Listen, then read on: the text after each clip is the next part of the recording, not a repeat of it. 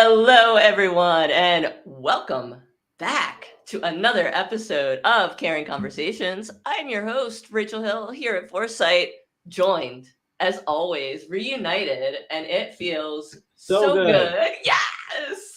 We can't sing anymore, copyright. No. Jordan Evans of Care. Hello, Jordan, how are you?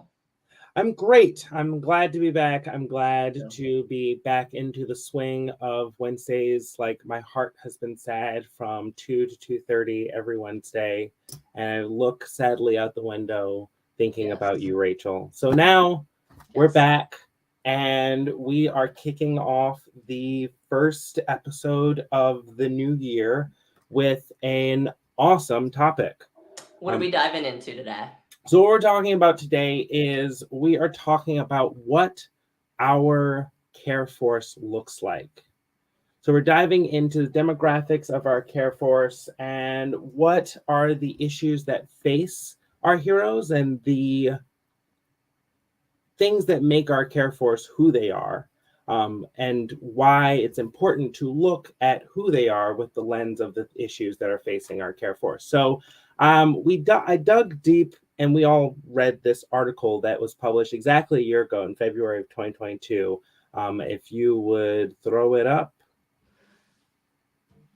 So this is what we're going to be diving into. This is what we're going to be diving into today with our wonderful special guest today, Lora Williams. Who we're going to bring Lora on right after a new intro. Jordan, I have a very special surprise for you. So we're going to dive into this conversation with Lora right after this.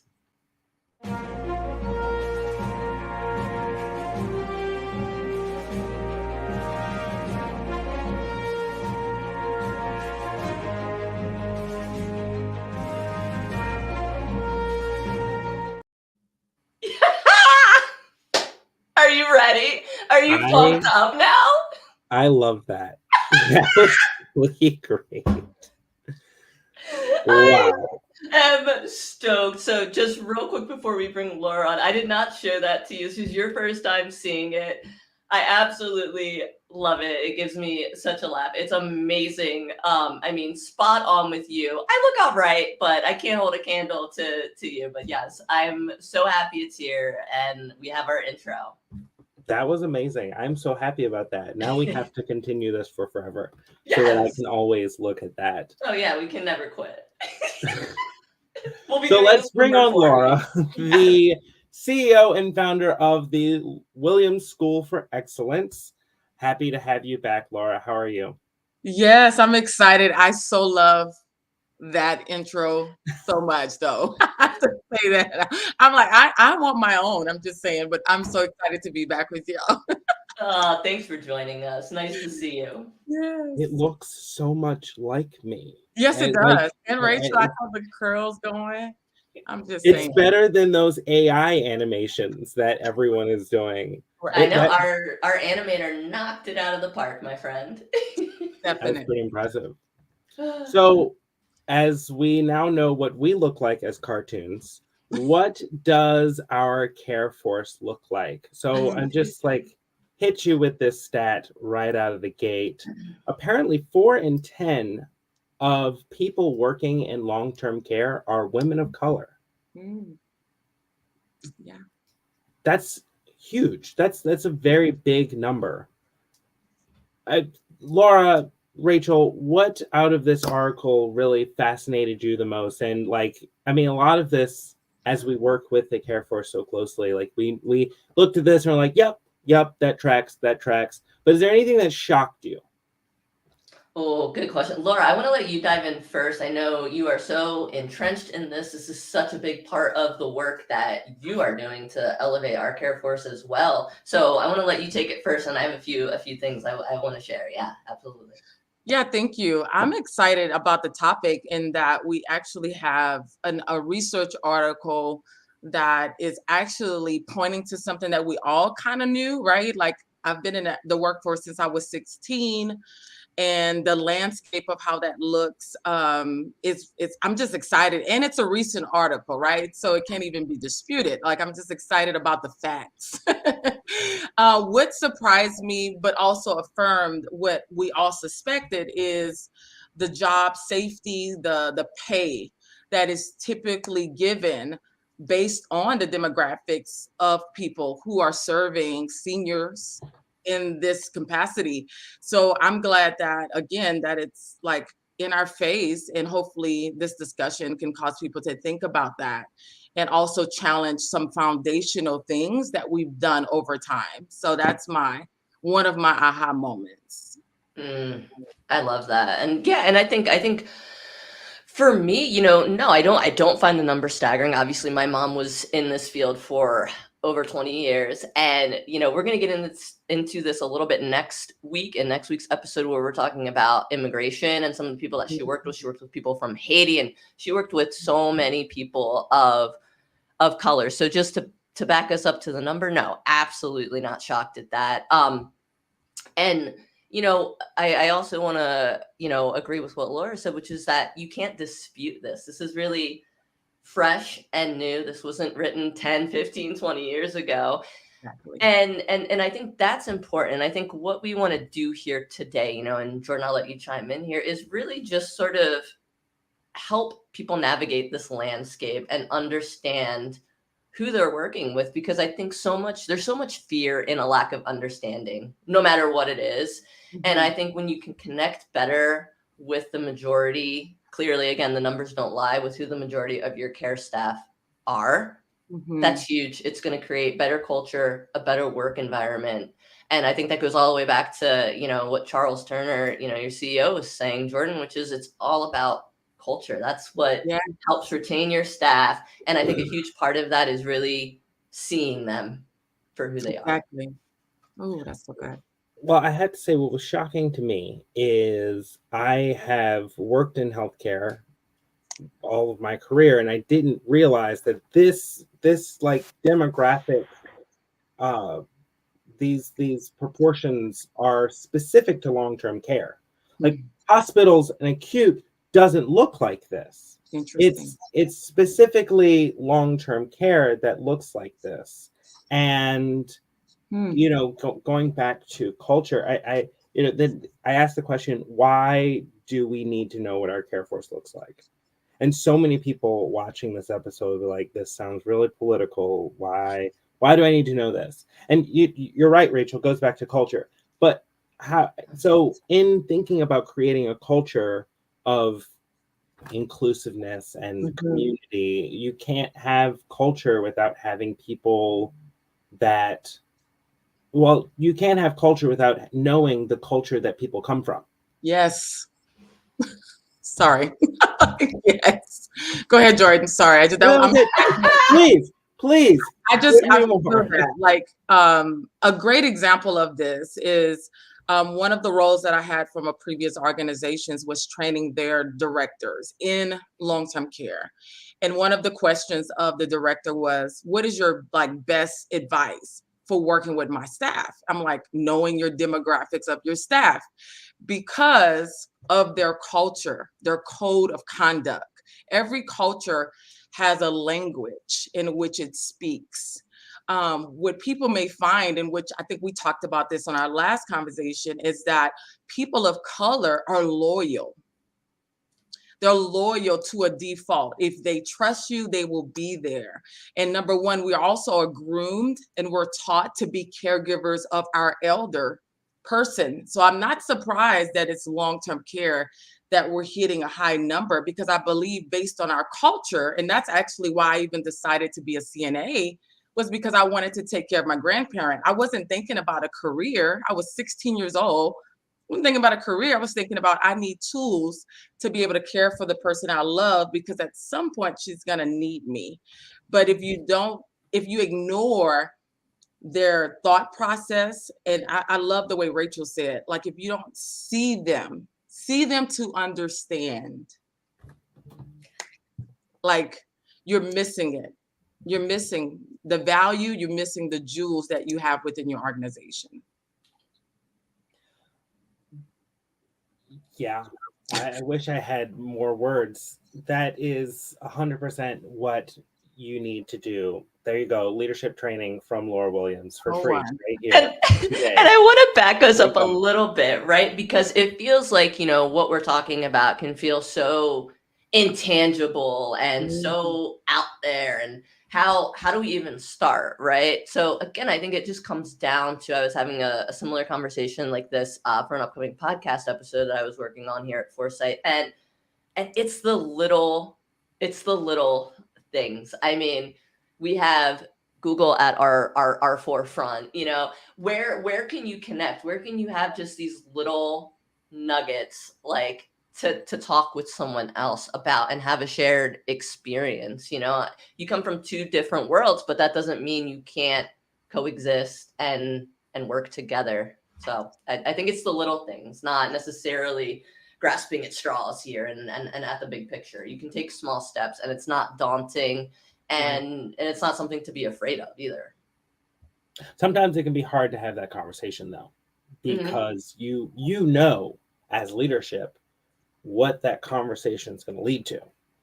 I mean, one of the scariest big red letters that came from the article is the parts of the sector in which Black women are most concentrated. And it is the numbers. I mean, you could say women of color in general, but I mean, also Black women are characterized by low wages, lack of benefits, and hazardous working conditions. And when you start having that conversation, you know that that's going to come up. You know that I'm not getting paid enough, or my health insurance is not affordable and I can't afford that. That's going to come up. It's got to. And so not being afraid of those conversations is a first step in having those conversations, because you know where it's going to end up. Yeah. And let's dig deeper on that so low wages. We all know low wages is a thing. And sometimes we can't raise wages. Sometimes you can't, but you can give opportunities for flexibility. You can give people opportunities to go and work the extra time they have elsewhere and support them in doing so. You can have them work on care and have them work at other communities, and then come back and take all the things they learned there and bring them back to your community. But what I want to dig deeper on is and we have all done the benefit survey too. So we know we did that. Go back to that episode, learn that, watch that. What I want to dig deeper on is the high risk and the hazardous working conditions, because COVID is not the hazardous working condition that I think is most prevalent. Wow. I think the most prevalent work issue is stress.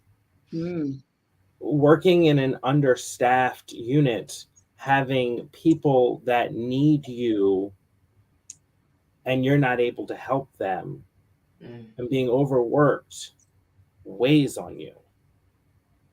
Yeah. Well, that's a great question, Leanne. Yeah.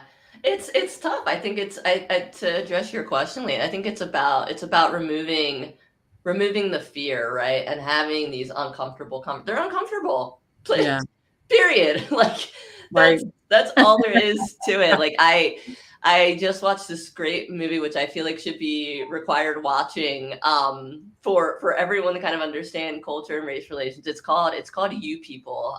It's on Netflix right now, and it's from Jonah Hill and Kenya Ferris, who created the show Blackish, and it is this uncomfortable, awkward, hilarious conversation around race relations. And I just think, start there. Watch that movie.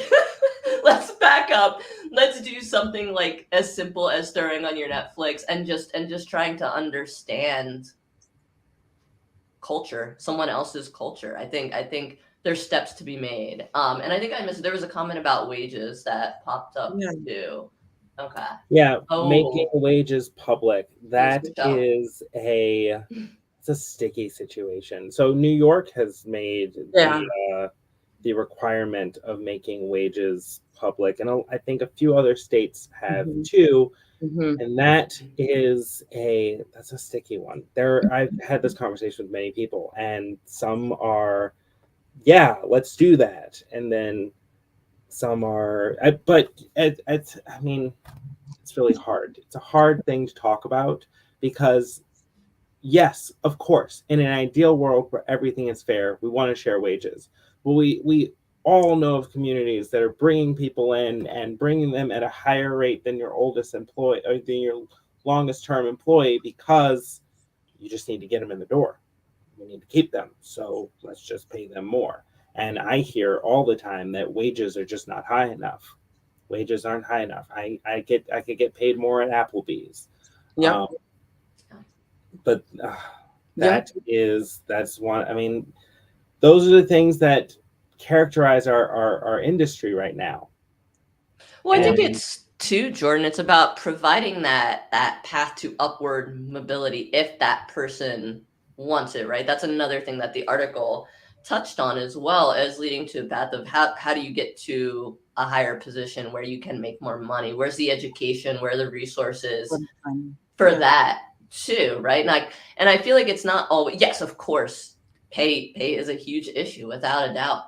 But at the end of the day, and I think CARE has done the research on this, CNAs would take a lower rate just to be heard or to have better benefits. So find as that we learned, balance. And I can tell Laura wants to chime in too. yeah. I just love this conversation. I do agree. Like, I think it was Michelle that mentioned like having it posted. I think in the reality, what we're asking for is equity and fairness, right, in wages. Because if you do have, which is not uncommon, a 20-year person who's worked in an organization for ages. I mean, as a respectable person, most people are going to be looking at that person and traditionally as a leader, but yet they're making maybe $2 to $3 more than the person that does the job, but yet they're expected to do something at a higher level. I think it's important for organizations to look at creative ways to create leadership, but also pay the person, right, for the responsibilities that they are giving them. And I think at the very least, we need to be looking at livable wages. One of the things that really it just blows my mind being a school owner is we get a lot of calls for organizations to hire our CNA students. But we still have organizations that are paying like $11. Like, wait, hold on. If you're watching this, and you can go back to our episode where we brought on Lori, and I've met CNAs who are making $11 an hour, and they are tenured CNAs who have been doing this for a long time. Yes. And know a lot, but still can't get past $11 an hour. And one of them was a board member of NACA, and she said that this is what I'm making, and this is why we need organizations like NACA. It's necessary to have these conversations. Yeah. And I want career lattices. I know I keep mentioning career lattices, but career lattices I will mention again. If you can't climb the ladder and you can't create a CNA leader or CNA manager, which you should talk to Lori about that. But if you can't create that, then go ahead and create opportunities for your CNAs to make a difference in care. Infection prevention, hospice, there are all these other certifications that a CNA can get, and you can pay them more because they can do more service on the floor. So there's so many things you can do, but you will not know what your individual CNA wants to do with their life until you start having the conversation with them. And they want to have the conversation had. They want to talk to you.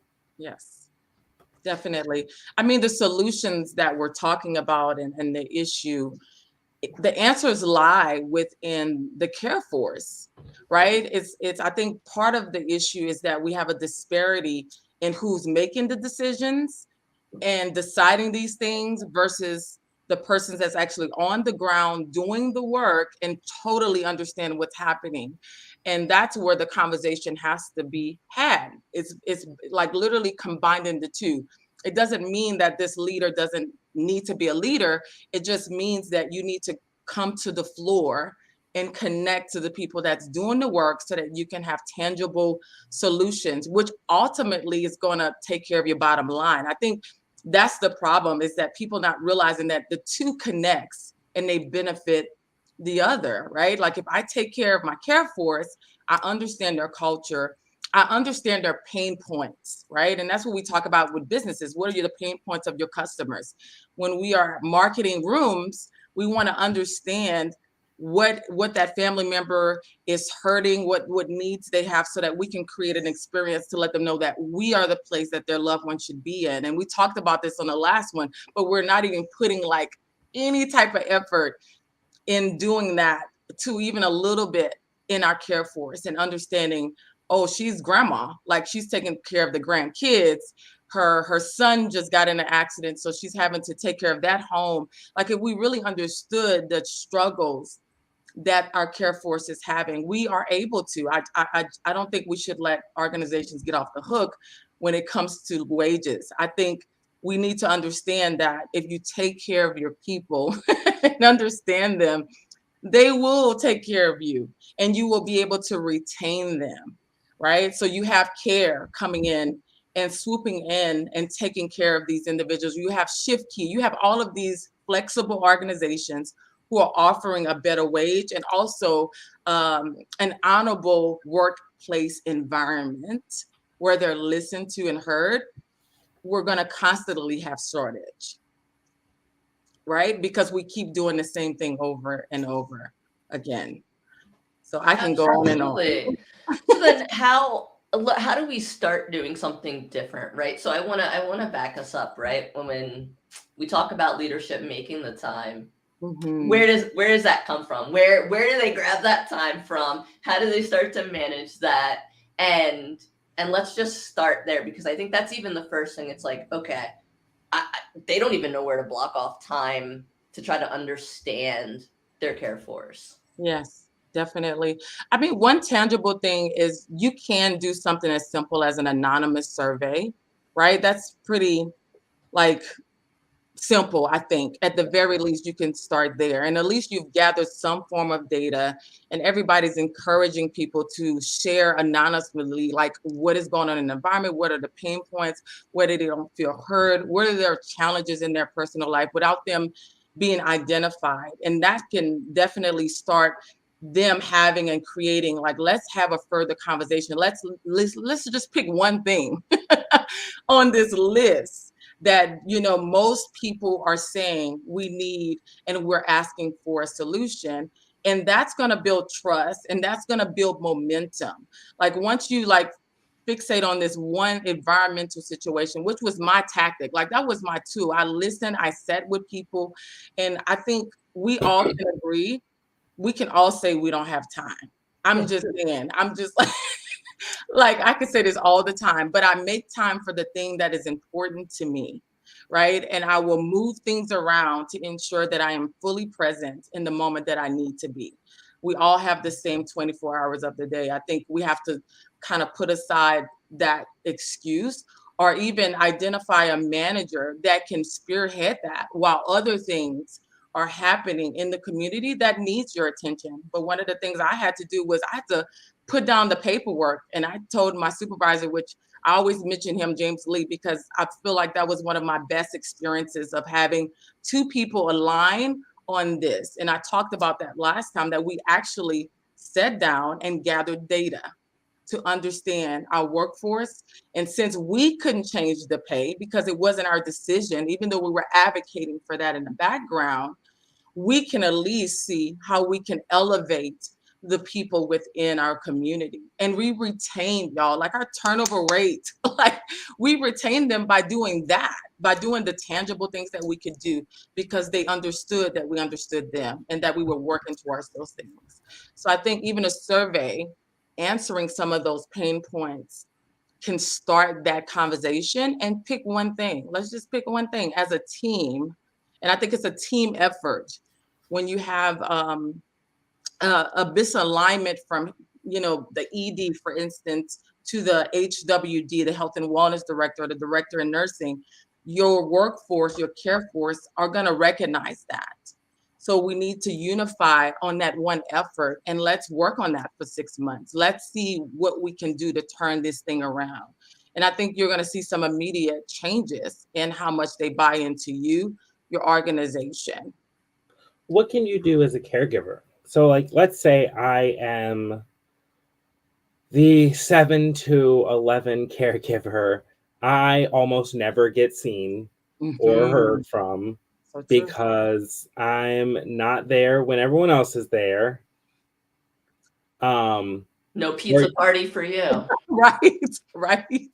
It's so true though, Rachel. Like, it's true. The snack, like you're the one picking up the wrappers, right?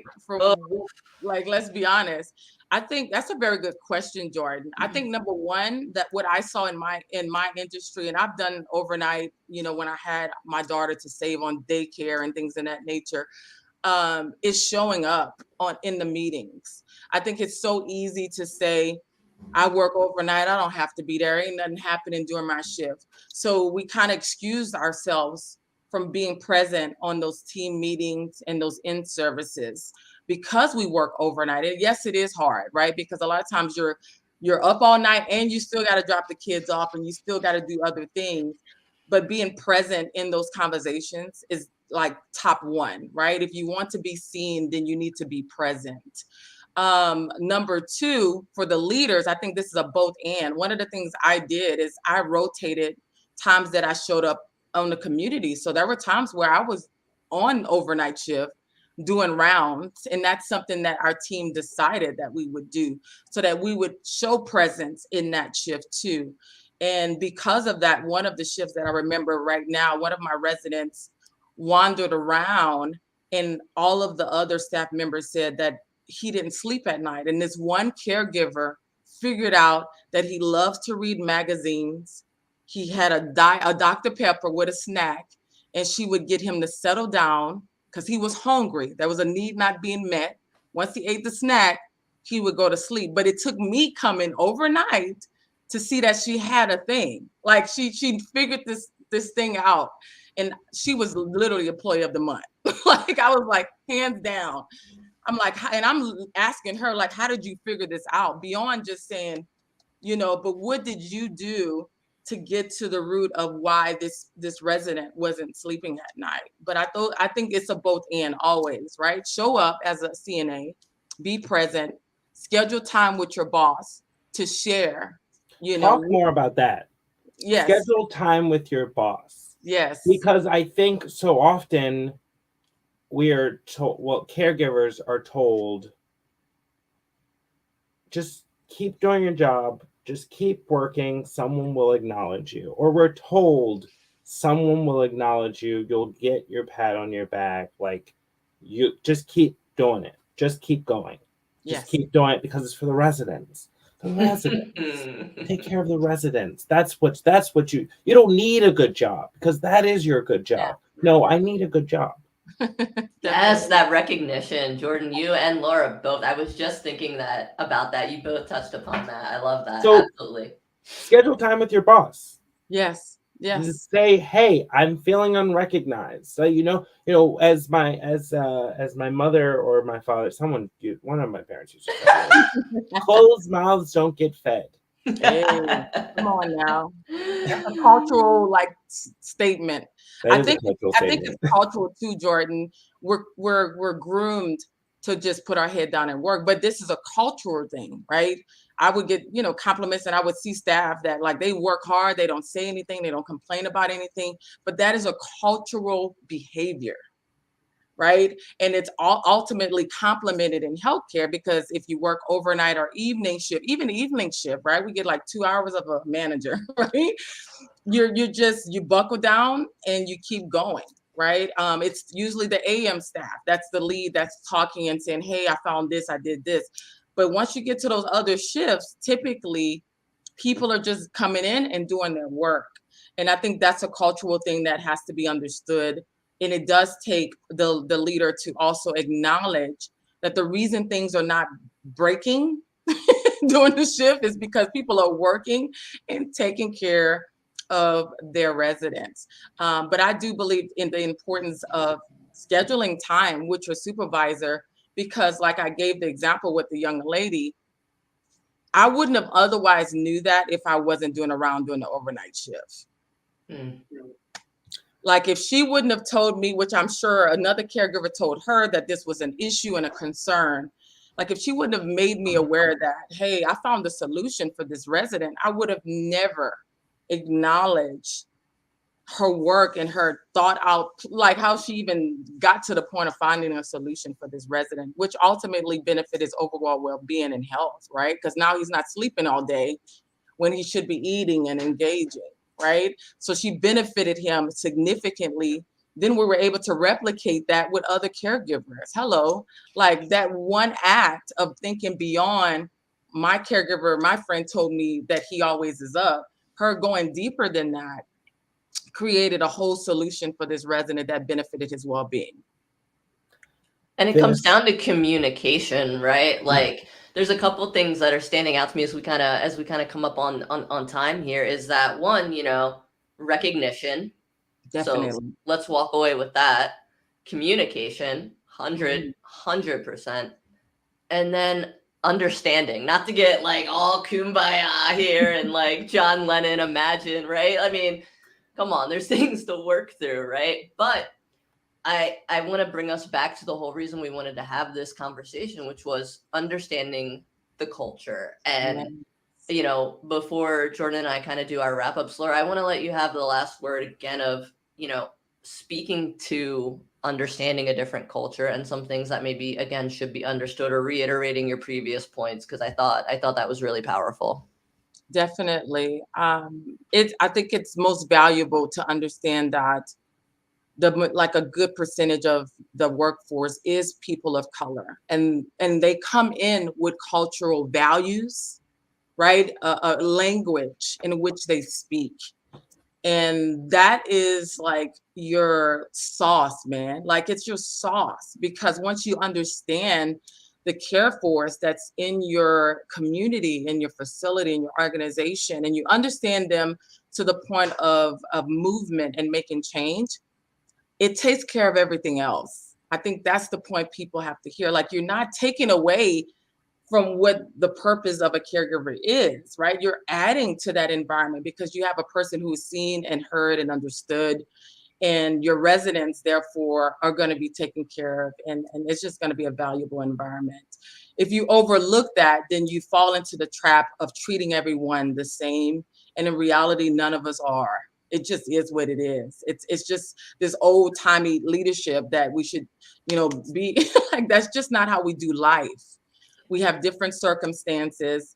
How we treat and interact with each other looks different based on our upbringing, our work ethic, again, but that's all influenced by culture.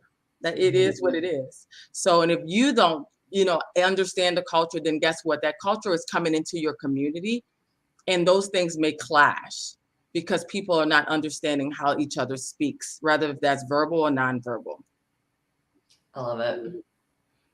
Jordan, I want to let you chime in here and talk about anything CARE's got coming on, and tease our next episode. We are back weekly now, y'all. We will be here every Wednesday, streaming on our YouTube channel at Foresight, on the LinkedIn Foresight page.